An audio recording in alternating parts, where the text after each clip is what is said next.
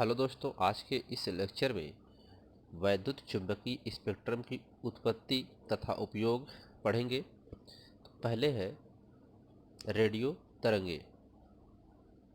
इसकी खोज मार्कोनी ने 1895 में की थी। इसकी आवृत्ति परास 500 किलोहर्ट्ज से 100 मेगाहर्ट्ज तक होती है। ये तरंगे वैद्युत परिपथों यानी एलसी में तीव्रता से परिवर्तित होने वाली विद्युत धारा के कारण होती हैं। ये रेडियो तरंगे कैसे होती हैं? जब ये वैद्युत परिपथ यानी एलसी परिपथ में तीव्रता से परिवर्तित होती हैं वैद्युत तरंगे, तो उसके वैद्युत धारा के कारण तब जाकर के ये तरंगे उत्पन्न होती हैं। ठीक है, एलसी परिपथ हम लोग पिछले चैप्टर में पढ़ चुके हैं। और इसी एलसी परिपथ में जब बहुत तेज़ी से विद्युत धारा परिवर्तित होती है तो वहाँ से रेडियो तरंगे उत्पन्न होती हैं। इसकी खोज मार्कोनी ने 1895 में की थी। इसकी आवृत्ति 500 किलो हर्ट्ज से 100 मेगाहर्ट्ज तक होती है। इसका उपयोग रेडियो तथा टीवी के संचारण में, इसका दूरदर्शन तरंगों की परास, ये जो दूरदर्शन होता है उसके तरंगों की परास 54 मेगाहर्ट्ज से 890 मेगाहर्ट्ज तक होती है। आवृत्ति मॉड्यूलेशन में 88 मेगाहर्ट्ज से 108 मेगाहर्ट्ज आवृत्ति की तरंगों का उपयोग होता है। आवृत्ति मॉड्यूलेशन में अति उच्च आवृत्ति UHF अल्ट्रा हाई फ्रीक्वेंसी तरंगों का उपयोग सेलुलर फोन में किया जाता है। यानी सेलुलर फोन में कौन सी आवृत्ति का प्रयोग किया जाता है? Ultra high frequency. ठीक है, बहुत हाई फ्रीक्वेंसी होती है। दूसरा है सूक्ष्म तरंगे या लघु रेडियो तरंगे कहते हैं इसको, या माइक्रो तरंगे भी कहते हैं। इन तरंगों की खोज 1888 में हर्टज ने की थी। सूक्ष्म तरंगों की खोज यानी लघु रेडियो तरंगों की खोज किसने की थी? हर्टज ने की थी 1888 में। इन तरंगों का तरंग दैर्घ्य 10⁻³ मीटर से 1 मीटर तक होती है। ये तरंगे विशेष प्रकार की निर्वात नलिकाओं यानी क्लास्ट्रॉन, मैग्नेट्रॉन अथवा गन डायोड में वैद्युतिकीय दोलनों अर्थात दोलायमान आवेशों के कारण उत्पन्न होती हैं। ठीक है, अब इसमें जो है ये किरणें किसके कारण उत्पन्न होती हैं? एक विशेष प्रकार की निर्वात नलिका होती है, जो मतलब किसी क्लस्ट्रॉन, मैग्नेट्रॉन अथवा गन डायोड में वैद्युतिकी दोलनों अर्थात दोलायमान आवेशों के कारण उत्पन्न होती हैं। इसकी आवृत्ति मेगाहर्ट्ज की कोटि की होती है। ये ग्राही परिपथों के अंतराल में चिंगारी उत्पन्न करती हैं। ठीक है, इसका उपयोग देख लेते हैं। कम तरंग दैर्ध्य के कारण एयरक्राफ्ट संचालन में उपयोग आवश्यक रडार निकाय में प्रयुक्त होती हैं। इनका तरंग दैर्ध्य कम होता है। इनका घरेलू उपयोग सूक्ष्म तरंग भट्ठी, माइक्रोवेव ओवन में किया जाता है। यानी भट्टियों में जो सूक्ष्म भट्ठी होती है घरेलू में, वहाँ पे उपयोग किया जाता है इसका उपयोग रेडियो, टेलीविज़न इत्यादि के प्रसारण एवं संचार में किया जाता है। इसका उपयोग रडार, टेलीफोन इत्यादि में के प्रसारण में भी किया जाता है। वायुयान के नेविगेशन के लिए रडार में, परमाणु तथा परमाणुओं की संरचना के अध्ययन में, वाहनों तथा क्रिकेट की गेंद की चाल में, यानी वाहन कितनी स्पीड से चल रहा है, गेंद कितनी स्पीड से गई, ये सब की चाल भी ज्ञात करने में इसका उपयोग किया जाता है सूक्ष्म तरंगों का। इस चैप्टर में थियरी है, न्यूमेरिकल्स है नहीं, तो बहुत इजी चैप्टर है और इम्पॉर्टेंट भी है। अवरक्त किरणें, इसकी खोज विलियम हर्शेल ने सन 1800 में की थी। पदार्थों को उच्च ताप पर गर्म करने से इन किरणों का उत्सर्जन होता है, अतः इन्हें ऊष्मीय किरण भी कहते हैं। इसकी तरंग दैर्घ्य 7.8 × 10⁻7 मीटर से 10⁻³ मीटर तक या 7800 एंगस्ट्रॉम से 10⁻7 एंगस्ट्रॉम तक होती है। इनका मुख्य स्रोत सूर्य, टंगस्टन लैंप, सिलिकॉन कार्बाइड का छड़ वाला ग्लोवर होता है। ठीक है, इनका ऊष्मीय प्रभाव अधिक होता है। अधिक तरंगदैर्घ्य होने के कारण इनका प्रकीर्णन बहुत कम होता है, अतः इनकी वेधन क्षमता अधिक होती है। ये किरणें कोहरे और धुंध में भी अधिक दूरी तक जा सकती हैं। ठीक है, कोहरे और धुंध में भी ये उसको वेध करके आगे जा सकती है, क्योंकि इनकी वेधन क्षमता अधिक होती है, इनका प्रकीर्णन अधिक होने के कारण। उपयोग चिकित्सा क्षेत्र में, सेना में उपयोग आने वाले उपकरणों में, मौसम की भविष्यवाणी करने में, फलों को सुखाने में, सौर हीटर, सौर सेल तथा कुकर में, टीवी के रिमोट संचालन में। तो इन सब चीज़ों में इसका प्रयोग किया जाता है। अगला है दृश्य प्रकाश या दृश्य किरणें। दृश्य मतलब दिखाई देने वाला। तो इसका अध्ययन सर्वप्रथम आइजक न्यूटन ने सन 1666 में की थी। इन किरणों को आंखों द्वारा देखा जा सकता है। निर्वात में दृश्य प्रकाश की तरंगदैर्घ्य 3.9 × 10⁻7 मीटर से 7.8 × 10⁻7 मीटर 39 संवेष्टांक से 78 संवेष्टांक तक होती है।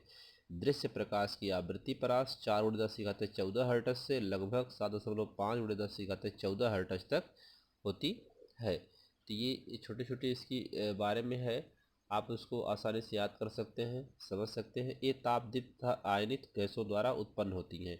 ये तापदीप्त के द्वारा और आयनित गैसों के द्वारा उत्पन्न की जा सकती हैं। उपयोग, इनका उपयोग मनुष्य तथा जीव जंतुओं के द्वारा देखने में किया जाता है, जैसे दूरदर्शी, सूक्ष्मदर्शी, कैमरा आदि में। ये दूरदर्शी, सूक्ष्मदर्शी ये सब किसने बताया? ये सब न्यूटन ने बताया था, ये उसने खोज की थी।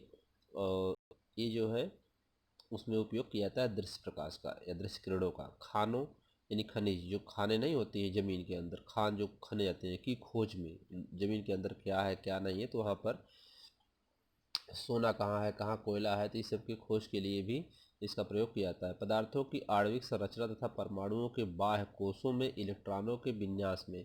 अब जो परमाणु के बाह्य कोष में जो इलेक्ट्रॉन होते हैं उसके विन्यास में भी इसका उपयोग किया जाता है। खगोल विज्ञान में भी, खगोल विज्ञान जिसे कहीं पर समुद्र वगैरह में कुछ चीज़ें ढूंढने के लिए भी उपयोग किया जाता है। पृथ्वी की सतह पर जीव जंतुओं की खोज में, बहुत दूर दूर पृथ्वी की सतह पर जो जीव जंतु होते हैं उसकी खोज में भी इसका उपयोग किया जाता है। यह मानव जीवन की ऊर्जा का एक बड़ा स्रोत है। इससे मानव को ऊर्जा का भी मिलता है, प्रकाश, दृश्य प्रकाश से।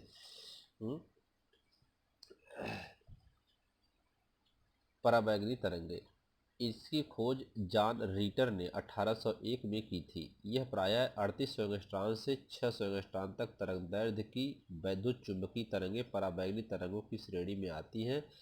पराबैंगनी विकिरण की आवृत्ति परास 3 × 10⁻16 हर्ट्ज से 7.5 × 10⁻14 हर्ट्ज तक होती है।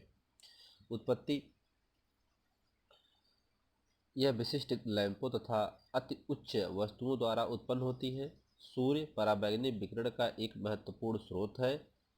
पराबैंगनी विकिरण का सूर्य एक बहुत ही महत्वपूर्ण स्रोत है, किंतु वायुमंडल की ओजोन परत के द्वारा अवशोषण के कारण ये किरणें पृथ्वी तक नहीं पहुंच पाती हैं। वैद्युत द्वारा इनकी उत्पत्ति संभव है। हाइड्रोजन यानी वैद्युत यानी इलेक्ट्रिकल डिस्चार्ज द्वारा इनकी उत्पत्ति संभव है। हाइड्रोजन विसर्जन नलिका में लाइमन श्रेणी की स्पेक्ट्रम रेखाएं पराबैंगनी होती हैं। इसमें इसके गुण देख लेते हैं। ये किरणें शरीर के विटामिन डी बनाने में सहायक है। ये किरणें प्रतिदीप्ति उत्पन्न करती हैं। ये किरणें गैसों को आयनित कर देती हैं। ये रासायनिक परिवर्तन के लिए अत्यंत सक्रिय होती हैं। ये किरणें फोटोग्राफिक प्लेट को प्रभावित करती हैं तथा प्रकाश वैद्युत प्रभाव उत्पन्न करती हैं। उपयोग, ये अदृश्य राइटिंग, नकली डॉक्यूमेंट तथा फिंगरप्रिंट की संसूचित करने में प्रयुक्त होती हैं। बैक्टीरिया को नष्ट करने तथा सर्जिकल यंत्रों को साफ करने में। फूड स्टफ यानी खाद्य पदार्थ के संरक्षण में, चोरी में से सुरक्षा में, अलार्म के रूप में। ठीक है, खनिजों के सैंपल की जांच करने में, अणुओं की संरचना ज्ञात करने में, जीवाणुओं को नष्ट करने में। चिकित्सा में उपयोग आने वाले उपकरणों को शुद्ध करने में।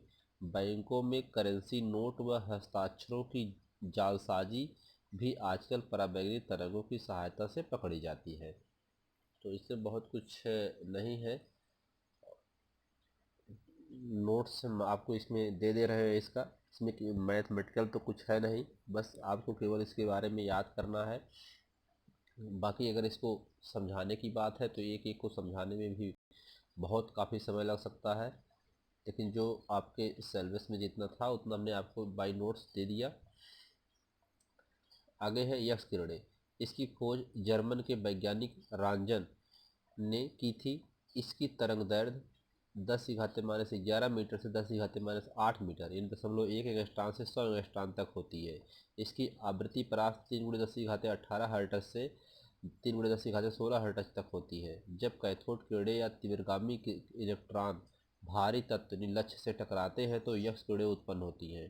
ठीक है, यानी कैथोड किरणें या तीव्रगामी इलेक्ट्रॉन जिसको बोलते हैं, कैथोड किरणें बोलिए या तीव्रगामी इलेक्ट्रॉन बोलिए, ये किसी भारी तत्व से जब टकराते हैं तो यह किरणें उत्पन्न होती हैं। फोटोग्राफिक प्लेट की मदद से इन किरणों का पता लगाया जा सकता है। जी, फोटोग्राफिक प्लेट से पता लगाते हैं यक्स किरणों को। इसका उपयोग कहाँ करते हैं? अणुओं की संरचना एवं आंतरिक इलेक्ट्रॉन कोषों में इलेक्ट्रॉनों के विन्यास का अध्ययन करने में, चिकित्सा के क्षेत्र में बीमारियों की पहचान करने में, जैसे हड्डियों में क्रैक इन टूटना, गुर्दे तथा गोल ब्लैडर में पथरी, ट्यूमर आदि के संसूचन में। ये जीवित ऊतकों के लिए हानिकारक हैं, अतः मनुष्यों पर इनका अनावश्यक उद्भास नहीं करना चाहिए। हमें यानी एक्सरे जो है हमें बार बार नहीं करवाना चाहिए। एक्सरे हमें बहुत ज़रूरत हो तभी करवाना चाहिए, नहीं तो उससे आने वाली जो किरणें हैं हमारे जो शरीर होती है तो उसके बहुत काफ़ी नुकसान भी करती हैं, क्योंकि इनकी वेदन क्षमता इतनी तेज होती है, इतना तीव्रगामी होते हैं, ये बहुत सारे रोग भी उत्पन्न कर देते हैं। अर्थात इन किरणों का साइड इफेक्ट भी बहुत ज़्यादा होता है। इंजीनियरिंग में ब्रिज में दरार का पता लगाने में, बिल्डिंग की जांच करने में। ठीक है, मेट्रो स्टेशन पर धातु या विस्फोट पदार्थ, सोना, हीरे आदि में किया जाता है। गामा किरणें। इनकी खोज वैक्यूलर तथा क्यूरी ने 1896 में की थी, जबकि अधिकांश बुकों में रदरफोर्ड दिया है। तो सही चीज़ क्या है? वैक्यूलर और क्यूरी दिया है। ठीक है, गामा किरणें रदरफोर्ड देता है। इसकी चाल प्रकाश की चाल से अधिक होती है। हम लोग को लोअर क्लास में हम लोग पढ़ाया जाता है 6, 7, 8 में उधर जा कर के पहले प्रीवियस क्लास में गामा किरणें होता है, यानी 12th में। यहाँ पर आप वैक्यूलर और क्यूरी देखेंगे। इसकी खोज इन लोगों ने ही की थी 1896 में, लेकिन लोग रदरफोर्ड के नाम से जानते हैं। इसकी चाल प्रकाश की चाल से अधिक होती है और भेदन क्षमता भी अधिक होती है। ठीक है, इसकी तरंगदैर्ध्य 10⁻14 से 10⁻10 मीटर इन 0.0001 एंगस्ट्रॉन से 1 एंगस्ट्रॉन तथा आवृत्ति परास 3 × 10⁻22 हर्ट्ज से 3 × 10⁻18 हर्ट्ज होती है। ये किरणें परमाणुओं के नाभिकों के विखंडन द्वारा उत्पन्न होती है। जब परमाणु के नाभिक विखंडित होते हैं, टूटते हैं, तब वहाँ से उत्पन्न होती है, अर्थात इनका स्रोत नाभिकीय विखंडन है। ठीक है, इन किरणों की उत्पत्ति का पता फोटोग्राफी की प्लेट की सहायता से लगाया जाता है। उपयोग नाभिकीय अभिक्रियाएं उत्पन्न करने में, परमाणुओं के नाभिकों के अध्ययन में, कैंसर तथा ट्यूमर के इलाज में, रेडियोथेरेपी के रूप में, शरीर में अवांछनीय कोशिकाओं को नष्ट करने में,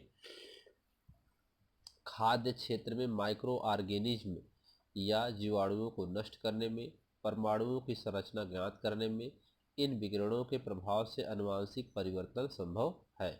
ठीक है।